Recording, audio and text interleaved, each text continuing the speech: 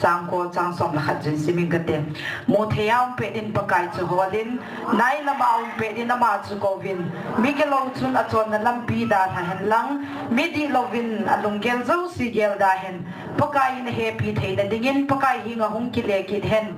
e patri nu hinga chun aji chu pakai in bul hing se da ngai dam dinga hi jem zina mi ti le ke ma lung gel ho chu nang ho lung gel hi bon nang ho lampi ho chu ke ma lampi hi boy tin pakai na se ye aji chu le sit sanga van asan zo bang hin ke ma lampi ho chu nang ho lampi ho sangin a sang zon chu le kalunggel ho zong chu nang ho lunggel ho sangin a sang zoi ka kam sunga ko na po do thu cheng chu ti ding a hin hi chu hom ki wa hum ki le ki lo hil ding ke man ka ngai to chu ka bu hit te ding ke man apan na dinga ka sol pi thila chu khang do ding a hi